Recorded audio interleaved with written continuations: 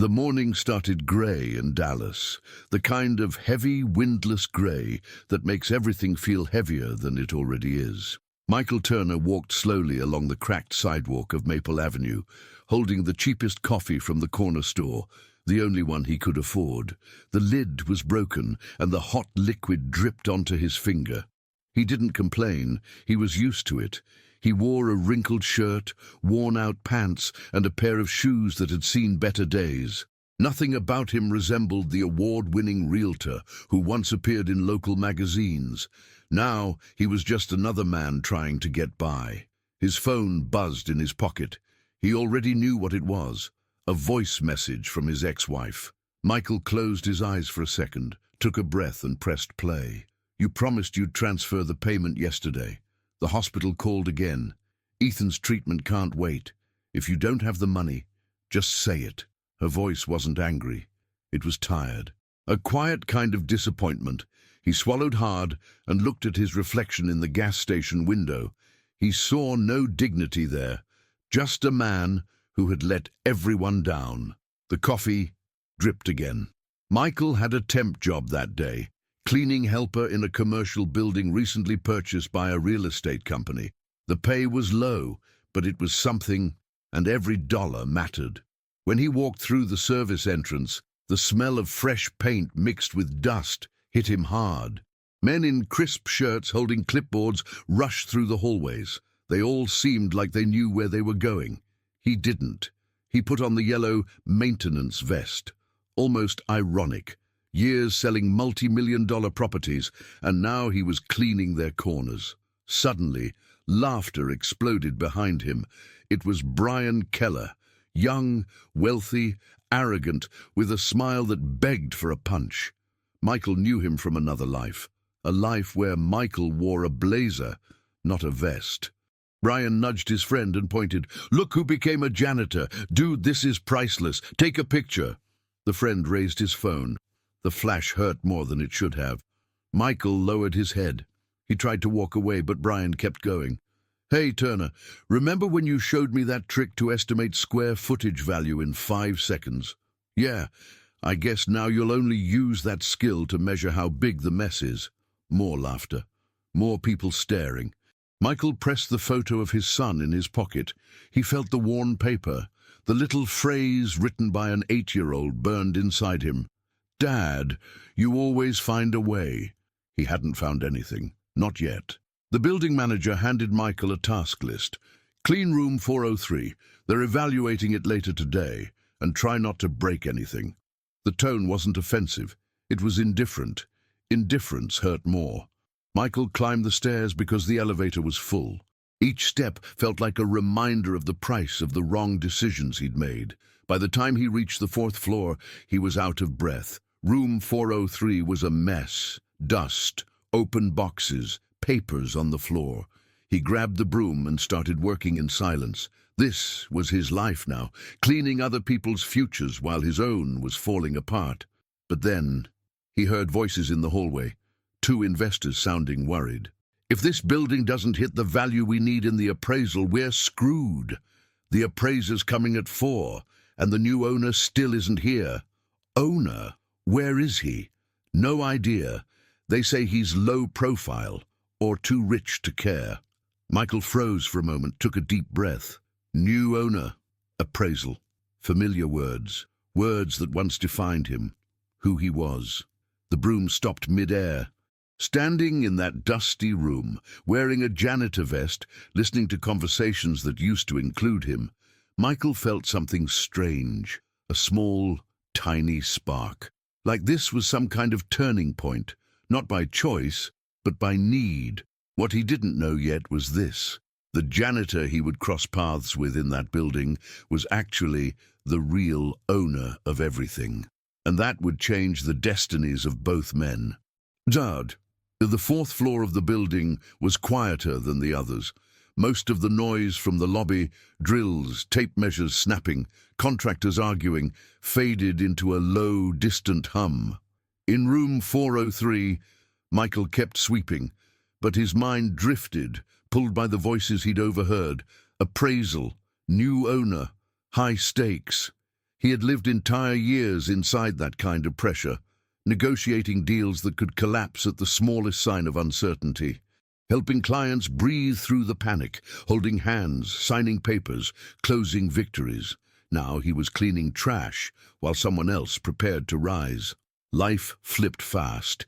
His broom scraped against the floor, pushing dust toward a pile.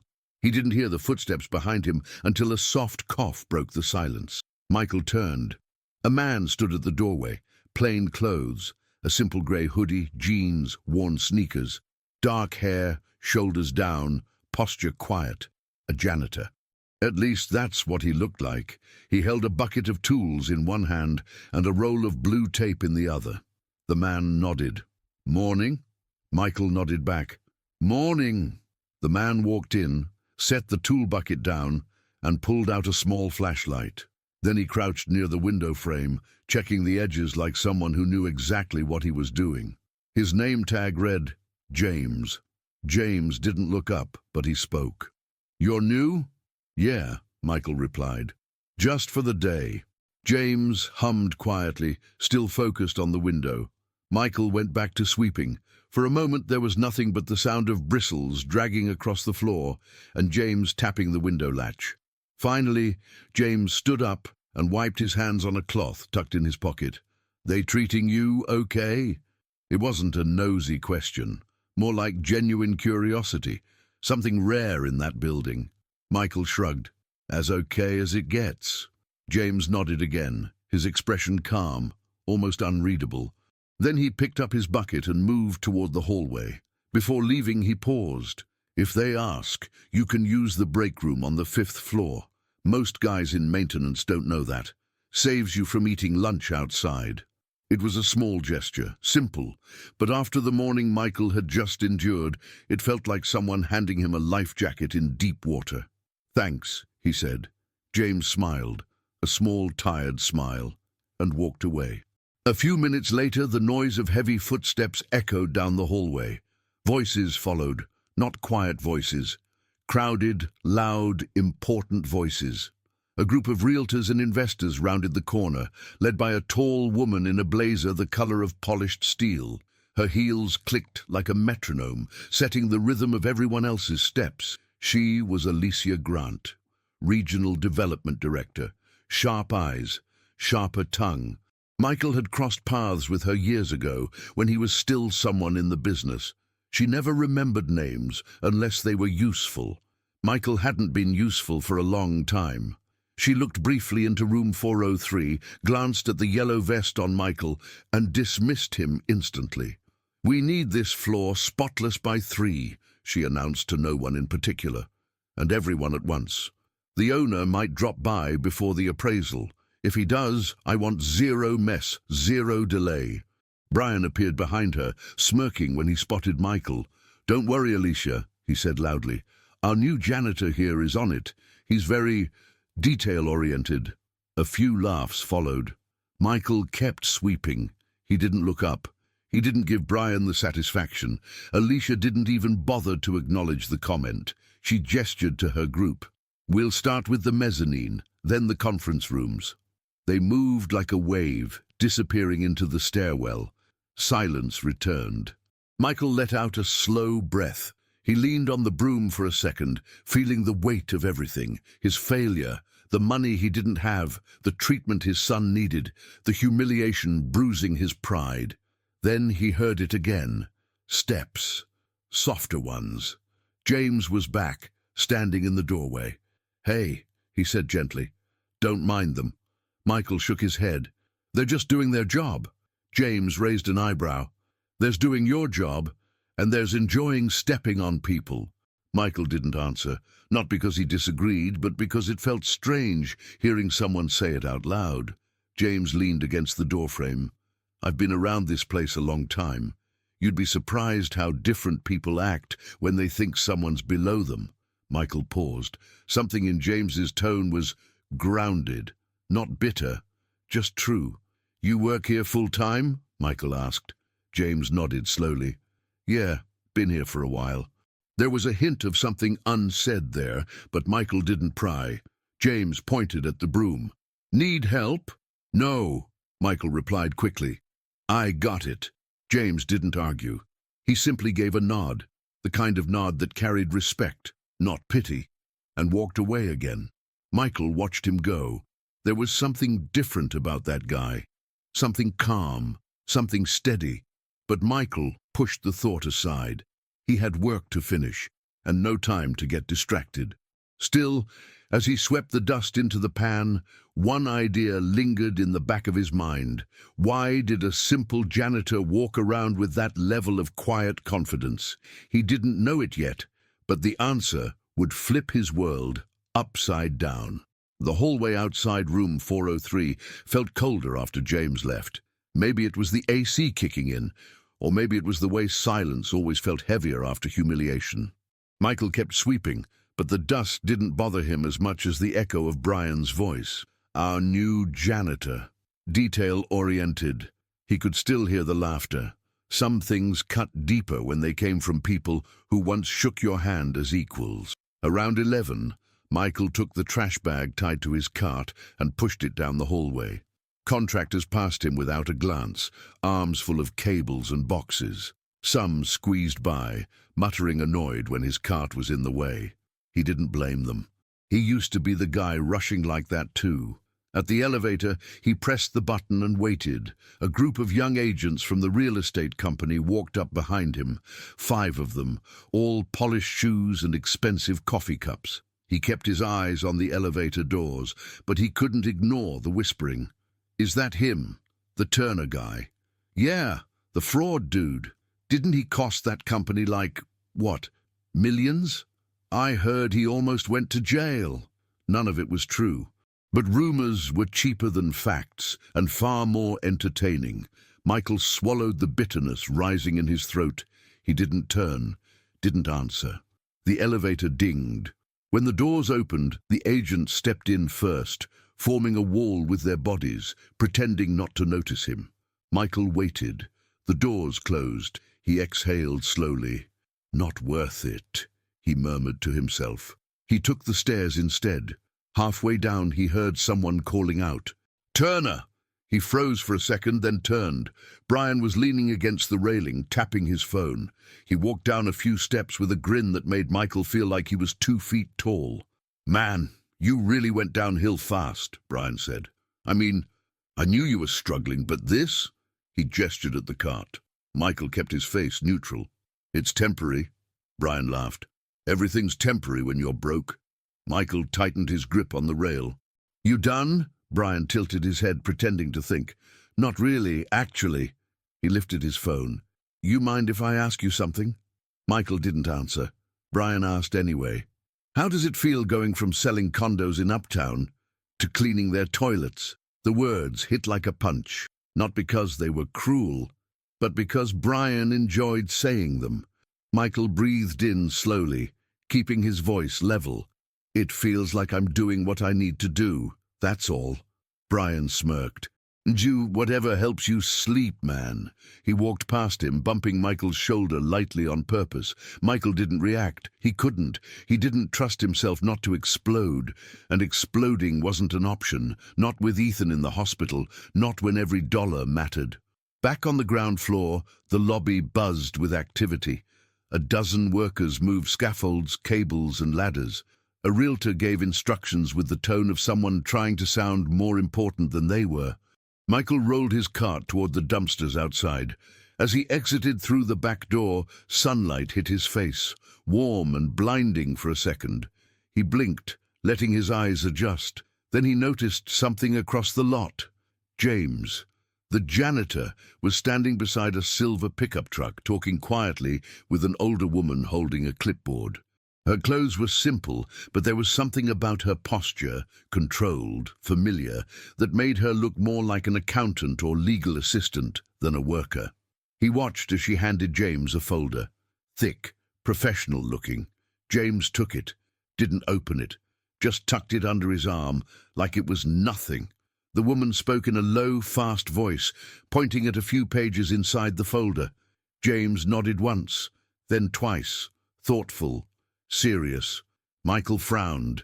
Janitors rarely got thick folders handed to them by women who looked like corporate staff, but James just closed the conversation with a calm, "I'll handle it." The woman squeezed his arm, smiled with respect, actual respect, then walked away. James turned and saw Michael watching from across the lot. For a second, there was an awkward silence. Then James lifted a hand. "Everything okay?" Michael nodded. "Yeah, just taking the trash out." James gave him a once-over, like he sensed something was off. Then he approached with slow, steady steps. "Rough morning?" Michael huffed a humorless laugh. "Something like that?" James studied him for a moment. "They don't know you." The words landed unexpectedly deep. Michael frowned. "What do you mean?" James shrugged lightly. "People talk like they know the whole story, but they don't." Michael didn't know what to say. It was such a simple line. But nobody had said something like that to him in years.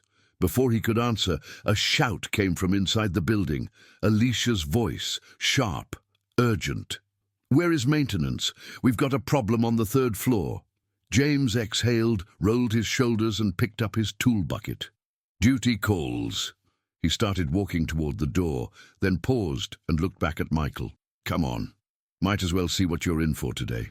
Michael hesitated. Following him meant stepping deeper into a world where he was invisible, but staying behind meant facing Brian again.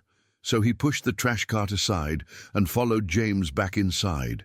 He had no idea that what he was about to witness would flip the entire building into panic and force him to show a glimpse of the talent he thought he'd lost. Michael followed James into the stairwell, their footsteps echoing against the concrete. On the 3rd floor, voices overlapped in a frantic mess, Alicia barking orders, 2 contractors arguing, and someone muttering curses under their breath. The moment they stepped into the hallway, Michael saw the problem. A pipe had burst inside a conference room, flooding half the floor. Water spread across the tiles in a thin, fast-moving sheet. A cardboard box floated by like a tiny stranded boat. Alicia turned sharply when she saw James. "Finally. We've got the appraiser coming in 3 hours. This floor needs to be perfect. Do something." James crouched beside the door, assessing the leak with a quiet focus that seemed to frustrate her even more. "We'll get it under control," he said calmly. But Alicia wasn't calm. She spun toward the contractors. "Why wasn't this fixed yesterday?" One of the workers shrugged. "We didn't know the pressure valve upstairs was faulty. Could have been building age." Alicia threw her hands up. "This is a $10 million project. I can't have puddles greeting the owner." Her eyes flicked briefly to Michael, not with recognition, just irritation that someone unimportant was nearby. "Don't just stand there," she snapped. "Get towels, fans, something." Michael nodded and moved toward the supply closet, though he knew towels wouldn't stop anything. The water was spreading fast, too fast. Something wasn't adding up. Old instincts stirred in him. He scanned the hallway. The puddle wasn't deepest near the pipe. It was deeper near the far corner, close to a utility door. That made no sense. He crossed the hall and pressed his hand to the metal door. Warm. Wrong kind of warm. He swallowed. Behind that door was the mechanical closet, where all the building's pressure regulators were housed. Not just a pipe problem, a system problem. He turned around. Everyone else was yelling. James was still trying to trace the water flow. Alicia was pacing like a trapped animal. Michael's heart pounded. He shouldn't say anything. He was just a temp, a failed realtor wearing a maintenance vest he didn't earn. But Ethan's face flashed in his mind. That little sign. "Dad, you always find a way." He took a breath. "The pipe isn't the main issue," he said. No one heard him. He tried louder. "The leak isn't coming from there." Still ignored. Finally, Alicia whirled toward him. "What now?" Michael pointed toward the utility door. "The water's coming from behind here." The contractor snorted. "Dude, stay in your lane. This isn't a mop job." Alicia folded her arms. "And how would you know that?" Michael stepped aside so she could see. He tapped the tile with the broom handle. the hollow sound changing pitch where the water pooled deepest. Water flows where the floor dips. This corner has the biggest dip, so whatever's feeding the leak is in that closet. A contractor rolled his eyes. You're not a plumber." James stood up slowly. "Open the door." Everyone froze. Alicia blinked. "What?" "Open it," James repeated, voice steady. The contractor grumbled but twisted the handle. The door swung open, and a blast of warm, humid air hit them. Inside, a pressure valve at the top of the system panel shivered violently, spraying a thin jet of water against the wall. The gasket around it had blown out, turning the pipe leak into a growing flood. The contractor cursed. Alicia spun toward Michael, surprised despite herself. James gave Michael a look, not shock, not confusion, just acknowledgement. "Good eye," he said softly. Alicia hesitated before adding, "Yes, good call." It wasn't praise, but it wasn't dismissal either. Michael felt something loosen in his chest, a small win, one he desperately needed. James grabbed his tools and climbed onto a small stepladder, working quickly. But the pressure was too high for him alone to fix without shutting down the system, a procedure that normally required 2 trained workers.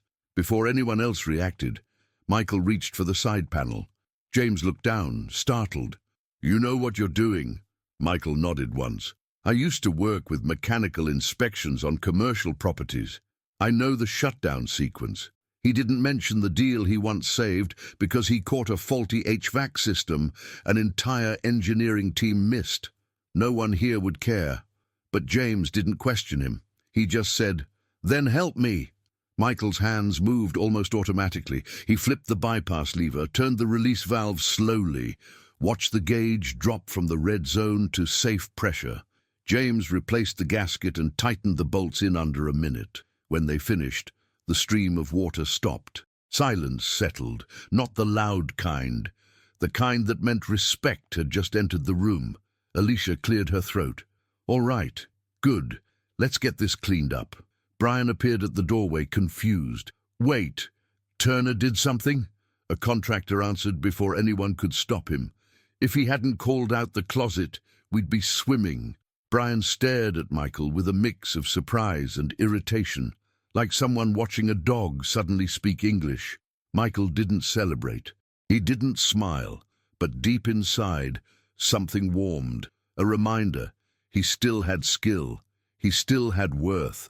James clapped him lightly on the shoulder. "Nice work." Michael nodded, trying not to show how much it meant. As the team rushed to dry the floors, Michael grabbed a fan from the storage room. For the first time in years, someone had seen him for what he could do, not what he'd lost. If you believe in second chances, type "I believe" below. The chaos on the 3rd floor slowly settled. Fans hummed, towels soaked, contractors cleared debris. The flood that had caused panic minutes ago now looked more like a minor inconvenience. One handled before it could get worse, and Michael had been the one who caught it. Not officially, of course. No one wrote his name down. No one announced anything out loud. But the air around him had shifted. People glanced at him differently, not with respect yet, but with curiosity. With that quiet, "Wait, who is this guy?" energy that spreads through a workplace when someone unexpected shows skill. Michael didn't bask in it. He kept working. He pushed the water toward the fans, wrung out towels, moved chairs, but inside a small spark glowed, the first warm thing he'd felt in a long time. James worked beside him without a word, patching the wall around the valve. Every now and then he glanced at Michael, as if re-evaluating him piece by piece. Finally, when the floor was dry enough, James spoke. "You handled that well." Michael shrugged. "Just saw what was wrong, that's all." James set down his wrench. "Most people see the wrong thing. You saw the right thing." Michael paused at that. People used to say things like that about him, years ago. He grabbed another towel, more to distract himself than anything. Across the hall, Alicia talked with 2 supervisors. She kept glancing toward Michael, not directly, but enough for him to notice. Her face gave nothing away. But then she walked over, heels tapping with sharp precision. Michael straightened instinctively. Alicia stopped in front of him, arms crossed. She didn't smile, didn't soften. "Turner, is it?" He nodded. Brian watched from behind her, annoyed at the attention shifting away from him. Alicia continued. "You used to work in real estate." Not a question, a statement. Michael forced his voice steady. "Yeah, a while back."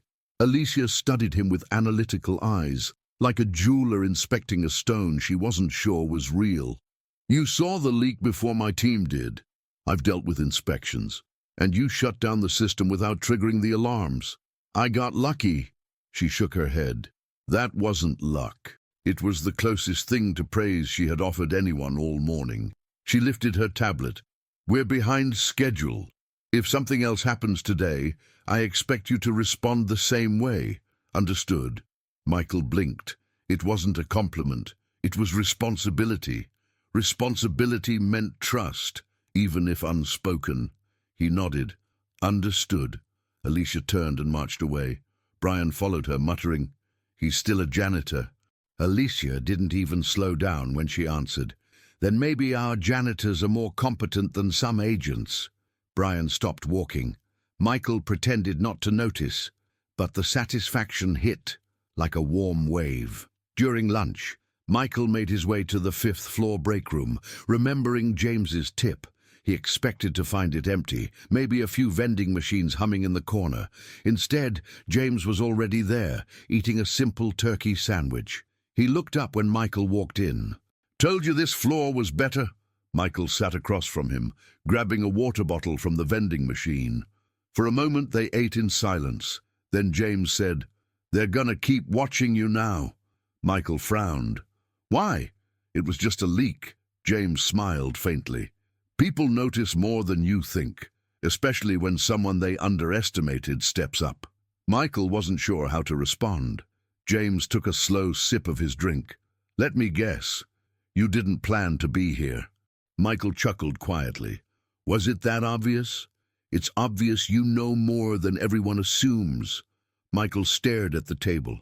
"I'm just trying to fix things for my kid." James's expression softened, just a little. "Kids make you fight harder." Michael looked up. "You have kids?" James shook his head. "No, just know how life works."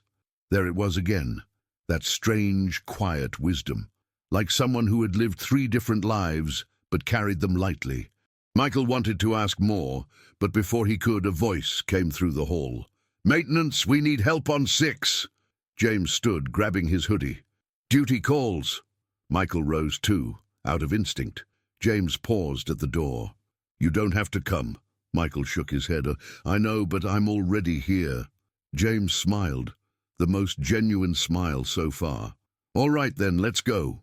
As they walked toward the stairwell, Michael felt something he hadn't felt in years, a sense that maybe, just maybe, he wasn't done yet, that he could still rise, that he could still matter, and the building had no idea how soon he'd have to prove it again. The stairwell smelled faintly of paint and dust as Michael and James rushed toward the 6th floor. The building felt more alive now, contractors shouting measurements, the hum of drills, phones ringing non-stop. The appraisal at 4 p.m. was a storm cloud hanging over everyone's head, tightening the pressure by the hour. On the 6th floor, a cluster of workers gathered near a storage room, arguing loudly. James pushed through the group, and Michael followed. Inside, the lights flickered. The air was heavy and warm, the kind of warmth that hinted at electrical trouble. A custodian cart was knocked over, cleaning supplies scattered across the floor. A woman sat on a chair near the wall, leaning forward, holding her stomach. Her hands trembled. Her breaths were shallow, rapid. Michael's chest tightened when he saw her. Maria, one of the older cleaning staff he'd seen earlier in the morning. James's calm expression cracked for the first time. "Maria, you okay?" She shook her head weakly. "No, I can't." She pressed a hand to her chest. "I feel dizzy." Someone in the crowd said, "She's been pushing herself all morning." Another added, "I told her to take a break, but she wouldn't." Michael stepped closer. Maria, can you hear me? She nodded faintly, eyes unfocused. James knelt beside her. Did you eat anything today? She whispered. Just coffee. Michael exchanged a look with James. Hypoglycemia, overexertion, stress. Alicia arrived moments later, clearly annoyed by the crowd. What's the hold-up? We need this floor cleared. Then she saw Maria. Her expression softened, only slightly, but she still looked torn between urgency and inconvenience. Is she sick? Someone call building security. James's voice sharpened. She doesn't need security, she needs help. Alicia exhaled impatiently.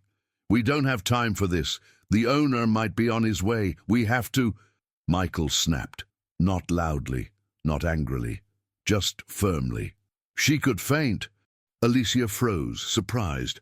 Michael reached into his pocket and pulled out the granola bar he'd planned to save for later. He held it out to Maria. Eat this, slowly. Her hands shook as she opened it. As she chewed, color began returning to her cheeks. James looked at Michael with a quiet nod of approval. Alicia checked her watch, torn between pressure and responsibility. We can't afford delays today. Michael stood up, meeting her eyes. She's a human being, not a delay. It wasn't confrontational, just true. Alicia opened her mouth, then closed it. She didn't step closer to help, but she didn't walk away either. James turned to the group. Everyone out. Give her air. People hesitated, then slowly cleared the room. Michael stayed by the door. James stayed by Maria. When the last person left, James spoke softly. Maria, did something happen? You don't usually push yourself like this. She hesitated, then whispered, My son, he needs medicine. I need the hours. Michael's heart dropped. A parent fighting for their kid. He knew that battle too well. James glanced at Michael. A silent, you hear that? Alicia shifted uneasily. Look, if she needs time off, she can talk to HR later. Right now we need... Michael cut in. I'll cover her tasks. Alicia blinked. You? Yes. Whatever she had to finish today, I'll do it. Alicia frowned. You're temporary staff. That's not how it works. Then make it work. The room fell silent. It wasn't arrogance. It wasn't defiance. It was necessity. A parent helping another parent. James stood. I'll help too. Maria tried to protest weakly. No, I can finish. Michael knelt beside her again. You need to rest. Let us handle it. Her eyes watered. Thank you.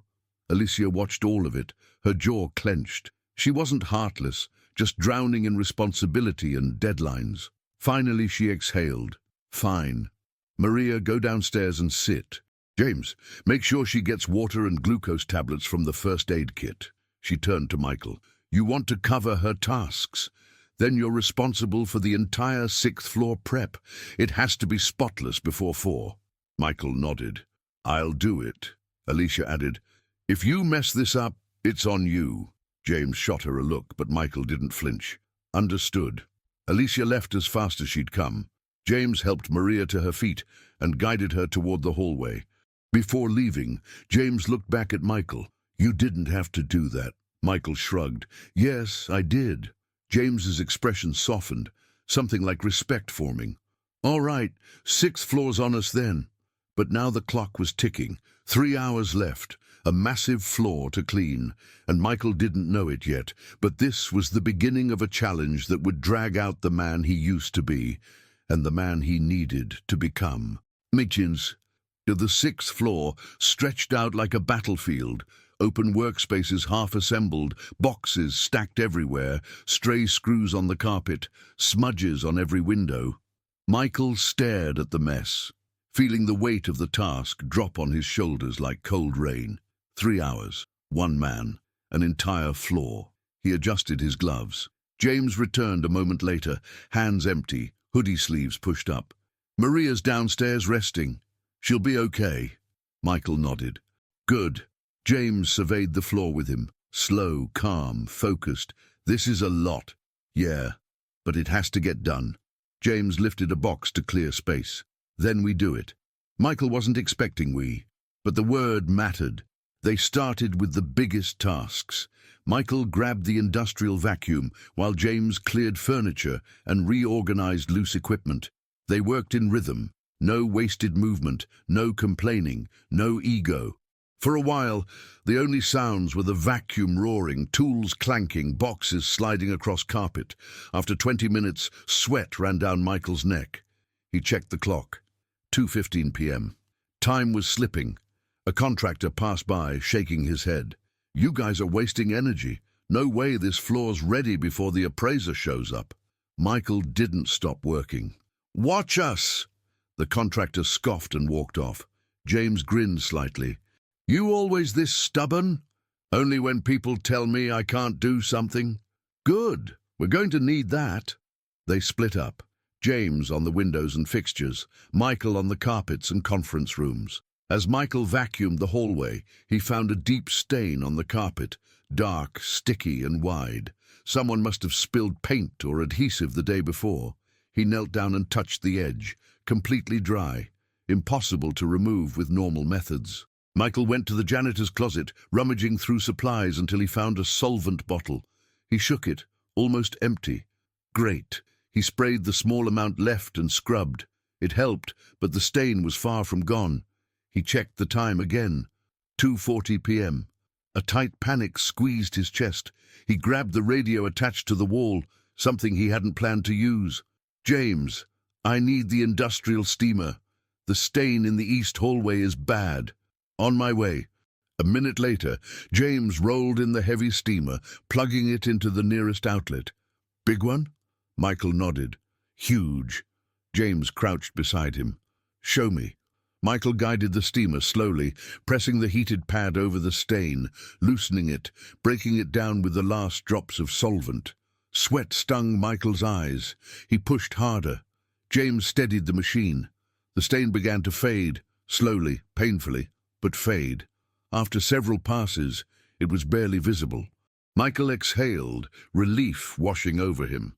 Okay, that works." James clapped him on the shoulder. "One more crisis down." Michael stood, catching his breath. "Let's keep going." 3:10 p.m., 50 minutes left. They moved like a small army, 2 men covering the space of 10. Michael wiped down tables, polished glass, aligned chairs, reorganized equipment. James fixed loose hinges, tightened ceiling vents, replaced a flickering light panel. Every small task chipped away at the chaos. Their shirts were soaked, their hands red, their backs aching. But the floor was transforming. Alicia appeared halfway through, expecting disaster. She stopped in the doorway, stunned. What had looked impossible now looked manageable, on track, almost under control. "How did you—" she began. Michael didn't look up. "Working." Alicia watched them for several seconds, long enough to understand something she didn't want to admit. They were saving her job as much as they were saving the project. She cleared her throat.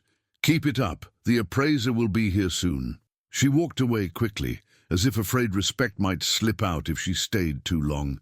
James chuckled under his breath. "She's warming up to you." That was her warm. Believe it or not, yes. Michael wiped his forehead and kept moving. Time was nearly gone. 3:45 p.m., 15 minutes left. The floor looked almost perfect, almost. Then Michael saw it, a huge stack of boxes blocking the fire exit against code. A guaranteed point deduction on the appraisal. His heart jumped. "James, help me with these." They rushed to move the boxes, heavy, awkward, unbalanced. Sweat blurred Michael's vision, but he didn't stop. He couldn't, not now. They stacked them neatly along the opposite wall, clearing the exit just as footsteps echoed up the stairwell. James looked toward the sound. "He's here." Michael froze. The appraiser. And behind him, someone else's footsteps. The new owner. James met Michael's eyes with a strange, unreadable expression, like he knew something Michael didn't. Something big. The sound of footsteps coming up the stairwell hit Michael harder than he expected. Not fear, something deeper. Something like déjà vu. He'd walked behind appraisers hundreds of times in his old life, guiding them through polished lobbies and stage kitchens, pretending every detail was under control. Now he was just a guy in a maintenance vest, sweat-soaked and exhausted, standing beside a stack of freshly moved boxes. James shifted beside him, quiet, observant. He wasn't nervous. He wasn't even curious, almost like he already knew exactly what was coming. The stairwell door opened. First came the appraiser, clipboard, tablet, stiff posture. Then a man in a simple button-up shirt, no tie, sleeves rolled. Clean haircut, calm expression, not flashy, not loud. But the room reacted to him anyway. People straightened. Silence thickened. The new owner. Michael stepped back instinctively, blending into the background. It was muscle memory, the instinct of someone who'd fallen far and learned to keep his head down. James wasn't looking at the owner. He was watching Michael, and that made Michael uneasy. The owner scanned the room slowly. His gaze passed over contractors, supervisors, Alicia, and then landed briefly on Michael. Just a second, just a flicker. But it hit hard, because recognition slammed into Michael's chest. Not recognition of the man. He had never seen him before. Recognition of the gap between who he used to be and who he had become. He looked away quickly. The owner nodded to Alicia. "Let's take a look." His voice was calm, controlled, confident. Alicia walked him through the floor, talking fast, promising timelines, listing improvements. The appraiser followed, checking off items. Michael returned to straightening the last workstations, trying not to let the moment get inside his head. But it did. It always did. He wiped a smudge from a desk lamp, and his hand froze when he saw a reflection in the dark glass. His own face, older, worn, tired. He heard his ex-wife's voice in his mind. "If you don't have the money, just say it."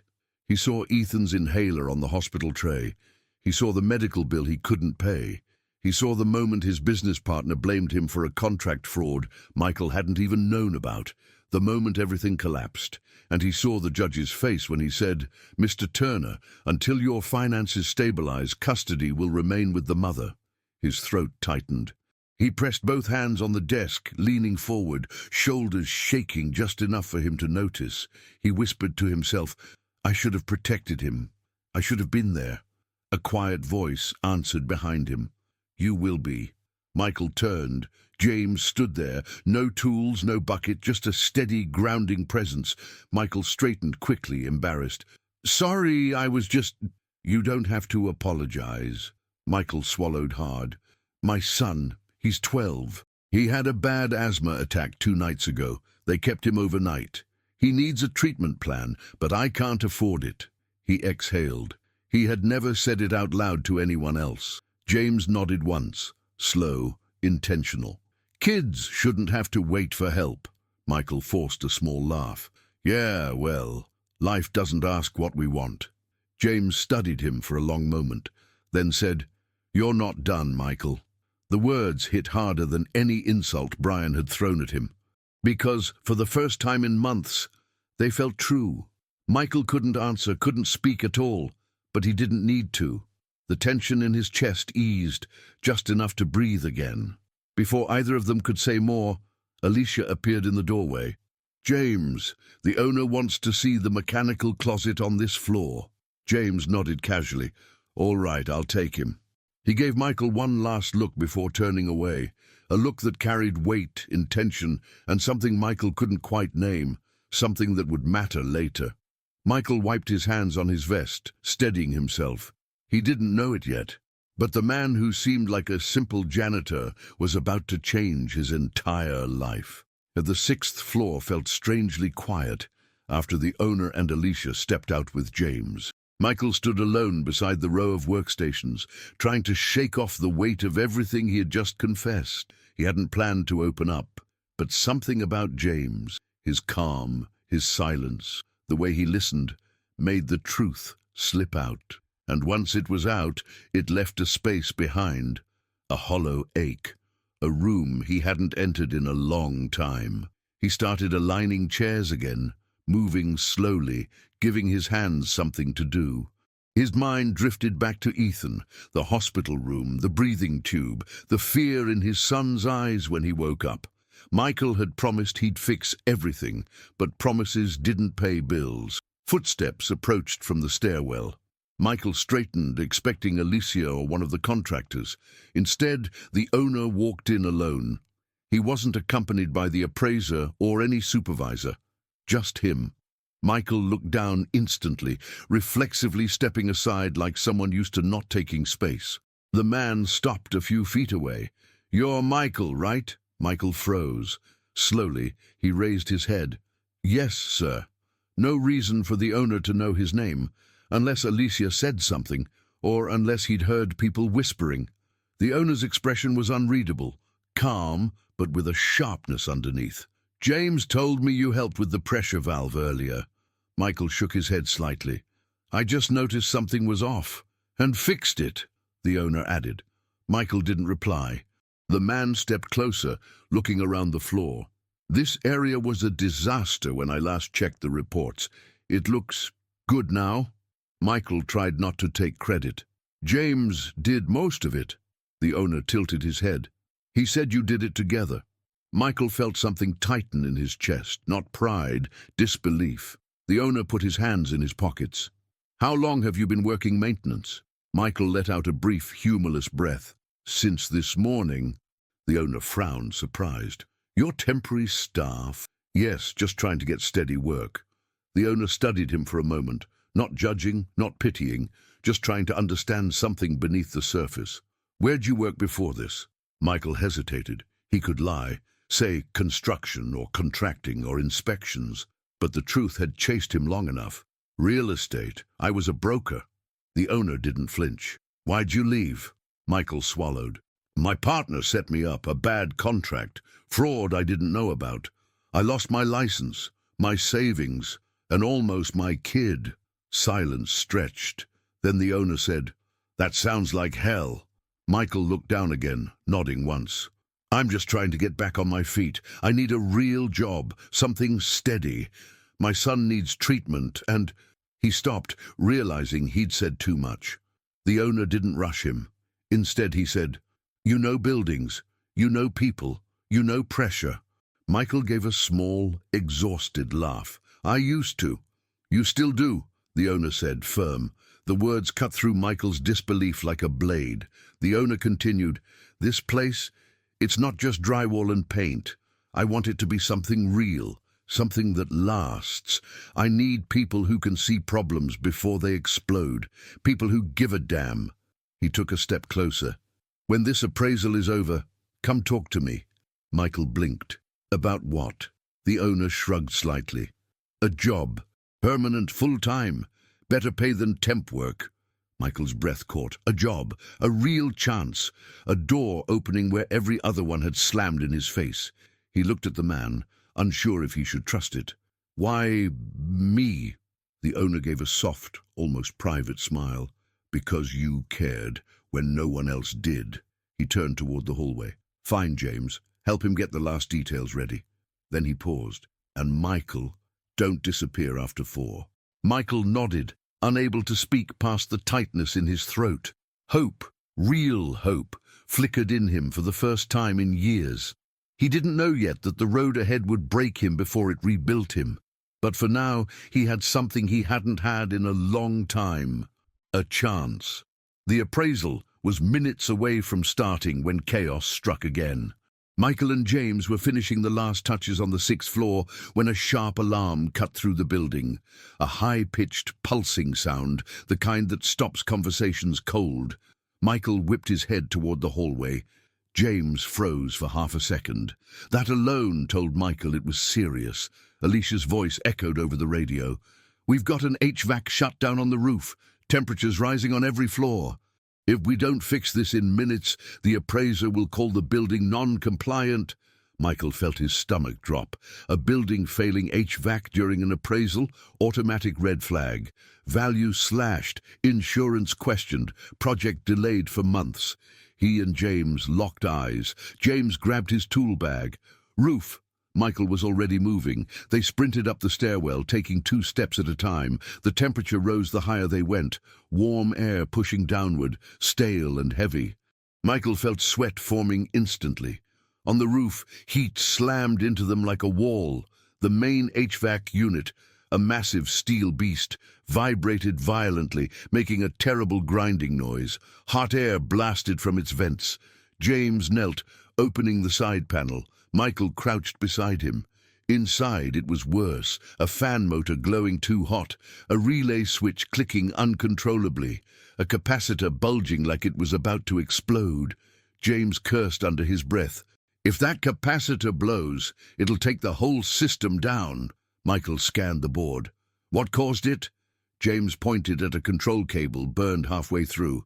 "Power surge, or faulty wiring." Michael could see it in his head, the chain reaction, the failure, the consequences. They had maybe 5 minutes, maybe less. He looked around. A tool bag, a few spare fuses, a roll of electrical tape. Not enough. He turned to James. "Shut the unit down." James shook his head. "We shut it down. The appraiser will see the cooling system offline. Fail." Michael's brain raced. He grabbed the burnt cable, checking the connectors. "We can bypass the damaged line." James blinked. "You know how to reroute control wiring on a rooftop HVAC? I learned enough during property inspections." He didn't add that he once stayed up all night fixing a similar system to save a deal worth $12 million. James handed him a screwdriver without hesitation. Michael cut the burnt section, stripped the ends, twisted the copper. The relay clicked erratically. The motor hissed. James held the wires steady as Michael taped them fast and tight. Then the capacitor sputtered. Michael's heart jumped. "It's overloading." James reached for the breaker. "We're out of time!" "No! Wait!" Michael grabbed a spare fuse and jammed it into the secondary slot, redirecting the load just long enough to keep the capacitor from melting. The fan stalled, coughed, then spun back to life. The grinding stopped. The relay steadied. Cool air rushed from the vents again. The whole rooftop exhaled. James leaned back, wiping sweat from his forehead. "You just saved this building." Michael shook his head, exhausted. "We saved it." Footsteps pounded up the stairs. Alicia burst through the door. "Is it running? The appraiser is heading to the mechanical review." She stopped when she saw the fan spinning smoothly. Her shoulders dropped in visible relief. Michael's hands were shaking, not from fear, from the release of adrenaline. Alicia stared at him. "How did you do that?" Michael looked at the repaired wiring. "Sometimes you just have to make things work." James smiled, proud. The appraisal proceeded. The building passed, and word spread fast, faster than Michael expected. Workers whispered. Supervisors stared.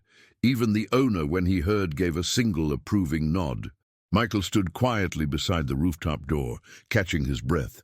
James said softly, "You realize everyone saw what you did today, right?"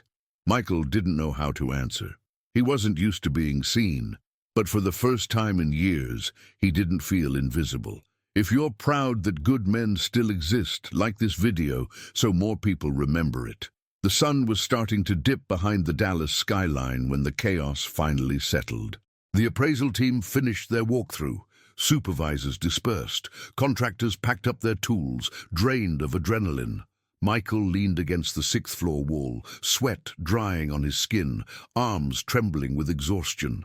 The HVAC emergency had drained the last strength he had left. His shirt was streaked with dust and grease, his throat dry, his legs heavy. But it wasn't the physical exhaustion that hit hardest. It was what came after. Alicia approached, tablet in hand, expression unreadable. For a second, Michael hoped she would simply say, "Good job," or "Thank you," not because he needed validation, but because any recognition felt like a step toward returning to the man he once was. But instead she sighed. "Turner." The appraiser flagged the project anyway. Michael's stomach dropped. "Why?" Alicia rubbed her forehead. "He wrote that the building is showing signs of systemic stress and that maintenance protocols are unverified." Michael felt the ground sway. Everything he and James had done, the floors, the cleanup, the repairs, all of it, not enough. Alicia continued. "He didn't fail the property, but the valuation came in lower than expected. It's going to cost us. Everyone's on edge. And, she hesitated. Michael braced for it. And some of the executives think today's issues were because the staff wasn't trained enough. They're talking about cuts. Temp workers go first. There it was. Michael's breath left him in a sharp exhale. He stared at the floor. He'd expected obstacles, but not this. Not after everything. Alicia softened, just a fraction. Look, you did good work today, but this isn't up to me. HR already sent a message. They're releasing all temporary hires at the end of the day. Michael swallowed, throat tight. So, that's it? For now. She walked away. The hallway felt suddenly colder. James appeared at the far end, carrying his tool bucket. When he saw Michael's expression, he slowed. What happened? Michael shook his head. They're letting me go, the whole temp crew. James frowned. After everything you did today? Michael gave a tired, defeated laugh. Story of my life. James stepped closer. You're not serious about giving up? Michael rubbed his face. I don't have a choice. My resume's shot, my license is gone, and now the one place that gave me a shot doesn't want me. He sank onto a chair, elbows on his knees. The building around him hummed with after-hours noise. Elevators moving, lights flickering, pipes cooling down. He could feel the weight of it all pressing against him. James stayed quiet. Then Michael felt something break. Raw words spilled out before he could stop them. I'm failing my son, James. I'm trying, but every time I get close, something hits me again. And now, I don't even have work for tomorrow. How am I supposed to fix anything like this? His voice cracked, barely, but enough. He looked away, ashamed. James crouched beside him. Michael. Michael didn't respond. Look at me. Slowly, he did. James's voice was steady, calm, grounded. You didn't fail today. You held this entire place together. You carried more weight than anyone else, and no one can take that from you. Michael shook his head. It doesn't matter, I still lost. James held his gaze. Losing is only real when you stop moving. Michael closed his eyes, exhausted. James stood and offered his hand. Come on, day's not over yet. Michael didn't take the hand. Not yet, because he didn't know if he had anything left to give. But then he heard a voice from downstairs, someone calling for James, and something in the tone made James straighten instantly. Urgency, concern. James glanced toward the stairwell. Stay here. I'll be right back. He walked off quickly, leaving Michael alone in the dim hallway. Michael rested his head against the wall. For the first time in years, he wondered if maybe he wasn't meant to climb back. Maybe everyone was right. Maybe he really was no one now. He didn't know that the next few minutes would flip everything and force him to stand up again, whether he felt ready or not. The Shaucour, when for a long moment, Michael just sat there in the dim hallway, staring at the scuffed floor tiles. His breathing slowed. The ache behind his eyes grew heavier. Everything in him said stop. Stop trying. Stop running into walls. Stop pretending he could fix things he had already broken. Footsteps echoed in the distance, hurried, uneven. Not James. A worker from downstairs rushed toward him. Hey, Turner, right? Michael looked up sluggishly. Yeah, they need you in the lobby now. Michael's first instinct was dread. Great, fired and scolded in the same day. But there was urgency in the worker's voice, real urgency. Michael dragged himself to his feet, muscles stiff and sore. He followed the worker down the stairwell, his mind racing through every worst-case scenario. When he reached the lobby, he froze, because standing in the middle of the marble floor was Ethan, his son, breathing fast, eyes red, a backpack slung over one shoulder, and beside him, Michael's ex-wife, Sarah, frazzled, scared, trying to keep him calm. Michael's heart nearly punched through his chest. Ethan, he whispered. Ethan looked up. Dad? Michael rushed forward, kneeling in front of him. Hey, what happened? Are you okay? Ethan held his inhaler tightly, fingers trembling. Sarah answered. He had another episode at school. I was close to the building and he kept saying he wanted you. I didn't know where else to go. Michael placed his hands on Ethan's shoulders, grounding him. I'm here, I'm right here. Ethan breathed shakily. I'm scared, Dad. Michael felt something inside him snap, but not the way it had earlier, not collapse. Resolve. He pulled Ethan into his arms, holding his son's head against his chest. Ethan clung to him, inhaler pressed to his palm. Michael felt the warmth of him, the fear, the trust. A security guard approached. Do you need a medic? Michael shook his head. He needs a calm space, somewhere to breathe. Then a voice behind him said, Use my office. Michael turned. The owner stood there, hands in his pockets, expression steady. Michael hesitated. Sir, Go. Now. Michael nodded, helping Ethan stand. Sarah followed. The owner led them down a private hallway to a spacious but simple room. Quiet, cool, away from chaos. Ethan sat on the couch. Michael sat beside him, guiding the inhaler. Slow, measured breaths, in, hold, out. After a few minutes, Ethan's breathing steadied. His shoulders relaxed. Michael brushed his son's hair back. You're okay? I've got you. Ethan leaned against him. I didn't know where else to go. Michael swallowed hard. You did the right thing. I'll always come for you. Sarah stepped outside to take a call, leaving them alone in the quiet office. Ethan looked up. Dad, you're not a loser. I heard some kids saying things, but they don't know you. The words hit harder than any insult, any job loss, any failure. Michael felt tears he didn't want to show, but he didn't hide them. I'm trying, buddy. I really am. Ethan squeezed his hand. I know. A knock at the door. Michael looked up. James stood there, not angry, not worried, just present. Behind him, the owner waited. The owner spoke first. Take your time, but when you're ready, we need to talk. Michael wiped his face quickly. I know about the cuts. You don't have to say it. The owner shook his head. That's not what this is. James stepped forward, voice calm. Michael, this isn't the end. Something in their tone made Michael straighten. The owner continued. After today, I'm offering you more than a temp job, but you need to decide if you're ready to start over, for real. Michael looked at Ethan. His son nodded, a small, brave nod. Michael inhaled deeply. For the first time in years, he chose not to fall. He chose to stand. The next morning, sunlight poured through the lobby windows of the newly acquired building. Contractors moved with less urgency. Supervisors spoke in calmer tones. The building finally felt like it was breathing again, but Michael wasn't looking at any of them. He was looking at the elevator doors that reflected a version of him he barely recognized. Tired, yes, but standing taller than yesterday. Cleaner shirt, hair combed, eyes focused. He had dropped Ethan off at home after the incident. The kid had hugged him so tight it left a bruise on his heart, a good bruise, the kind that wakes a man up. Today was the day he faced everything. The elevator opened. James was waiting inside. Ready? He asked. Michael nodded.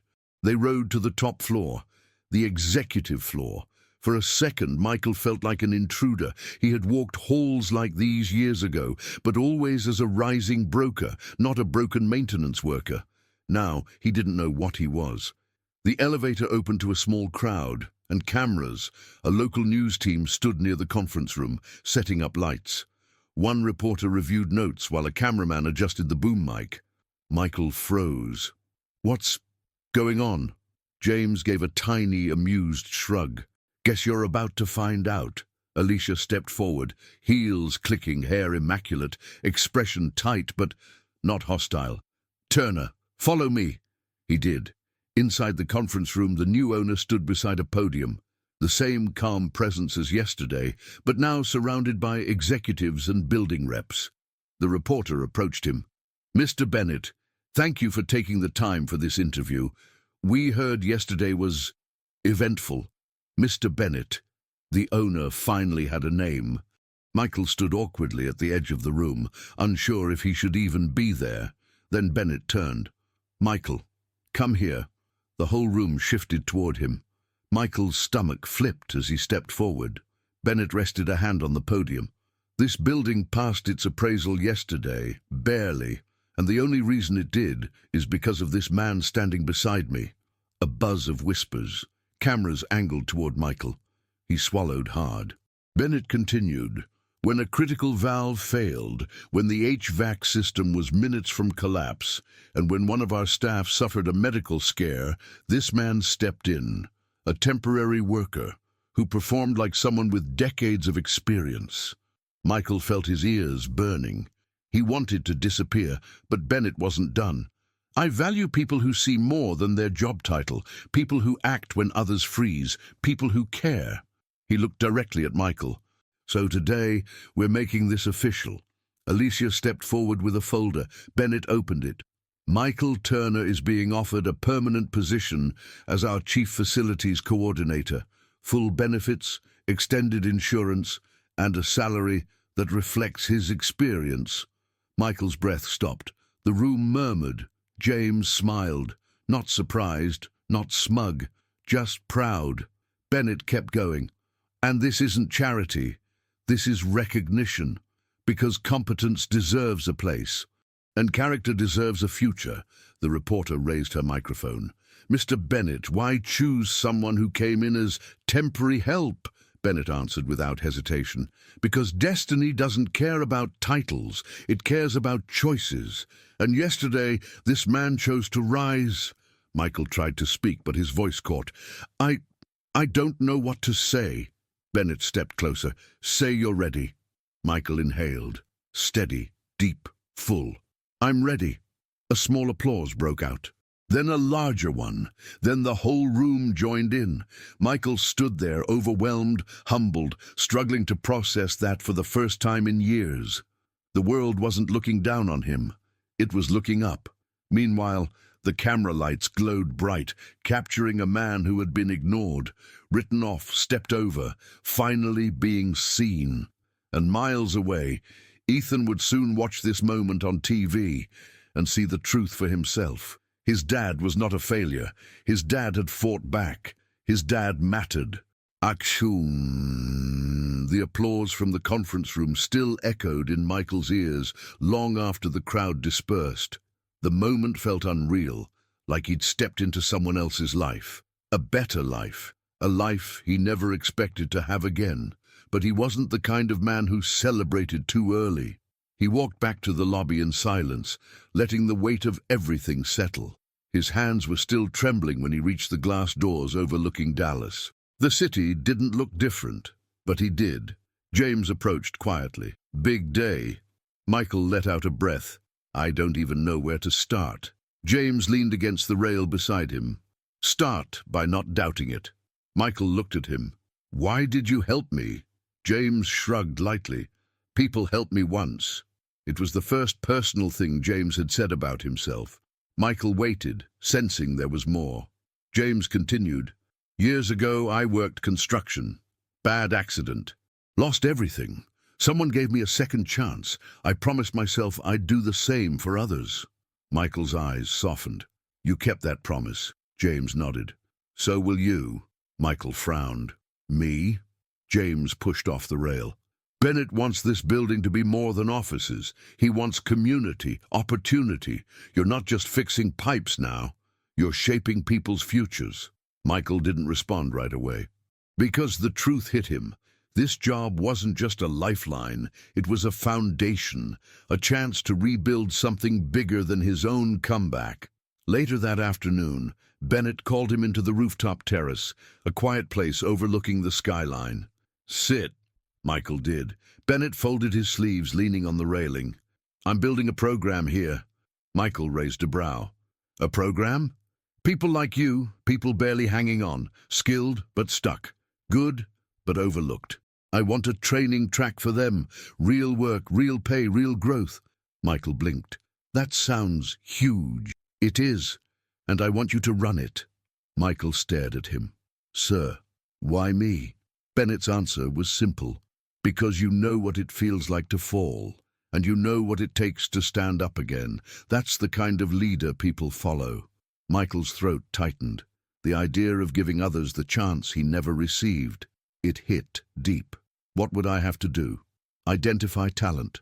Train people. Give second chances. Build a team that reflects what you showed yesterday: resilience, resourcefulness, humanity. Michael looked out at the city. Dallas shimmered under the late afternoon sun. For the first time since everything collapsed, he felt something powerful rising inside: purpose. "I want to do it," he said. Bennett nodded once. "Then it's yours. Start next week." They shook hands, a real handshake, firm and equal, a new chapter sealed. The following days were a whirlwind. Michael went through HR onboarding. He got his first company badge. He toured the maintenance floors with a new sense of ownership. James introduced him to longtime staff as the guy who saved the building. And then something unexpected happened. Workers, custodians, techs, part-timers began approaching him quietly, asking for advice, for referrals, for chances. One woman said, "They never notice us, but you did." A young custodian added, "If you ever build that program, I'd like to be part of it." Michael didn't promise anything yet, but he listened. He understood. He saw them because he had been them. A legacy wasn't built from awards or titles. It was built from people, real people. And in the corner of his new office desk sat the photo of Ethan, holding the handwritten sign, "Dad, you always find a way." Now, it wasn't a memory of who he used to be. It was a mission for who he was becoming. A man rebuilding not just his future, but the destinies of others.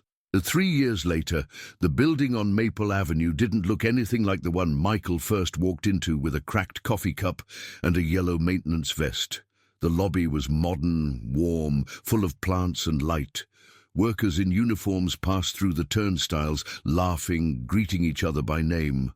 The walls displayed framed photos of staff who had gone through a now well-known initiative, the Second Chance program. Under one of the frames was a small plaque, founded by Michael Turner, for those who refused to stay down. Every morning, people paused to read it. And every morning, Michael walked past it quietly, coffee in hand, never quite getting used to seeing his name on the wall. Today, though, he stopped, just for a second. He looked at the plaque, remembering the man he had been, the one who stood in that same lobby, feeling small, unnoticed, convinced his life was over. He smiled, a real smile, one earned slowly, painfully, honestly. His office was simple, by choice. Not a symbol of status, but of direction. Binders of training plans stacked neatly beside toolkits and safety manuals. A bulletin board covered in first-day photos of people who had joined the program. He had built something real, something that mattered. A knock on the door. "Dad?" Michael turned. Ethan, now taller, healthier, confident, leaned against the frame wearing a part-time staff badge. His inhaler still hung at his side, but he rarely needed it these days. "Hey, buddy," Michael said. "Ready for lunch?" Ethan nodded, stepping in. "Mum said the school counselor wants me to talk at the career seminar next week. They want me to tell them about all this." He gestured to the office, the building, the life that had been rebuilt around them. Michael sat back, stunned and proud. "You should do it." Ethan shrugged. "Maybe." Michael laughed. "You don't have to be perfect up there, just honest." Ethan looked at him for a long moment. "I'm proud of you, Dad." Michael froze. Those words, they held more power than any promotion, any applause, any recognition. Michael cleared his throat. "I'm proud of you too." Ethan grinned. "So, lunch?" "Yeah, let's go." They stepped out together. In the years since that chaotic appraisal day, the Second Chance program had trained over 200 people, many of whom had overcome homelessness, wrongful firings, addiction recovery, or simply years of being overlooked. Some had become electricians, some supervisors, some building managers, and some, like James, had become mentors. James now ran operations for the entire district, still wearing that same grey hoodie half the time. He and Michael walked the building together at least once a week, talking about improvements, new trainees, or life in general. People often whispered, "Who is that guy, really?" Michael used to wonder the same thing, until one night, over cheap tacos in a food truck parking lot, James finally answered, just someone who was saved once, and someone who believes in saving others. That was enough. As Michael and Ethan reached the lobby, Bennett approached, hands in his pockets just like the first day. Heading out? Bennett asked. Lunch run, Michael said. Bennett nodded to Ethan. You take care of him, Ethan smirked. I try. They walked out into the warm Dallas afternoon. Michael paused and looked up at the building. His building, in a way he'd never expected. The wind brushed his hair, the sun warmed his skin, and for the first time in a long, long season of life, he felt completely at peace. Not because everything was perfect, but because he had climbed out of the dark and brought others with him. Somewhere behind him, the plaque on the wall quietly shimmered under the sunlight. Dad, you always find a way. Michael breathed deeply and whispered to himself, always. Share this story with someone who needs hope today.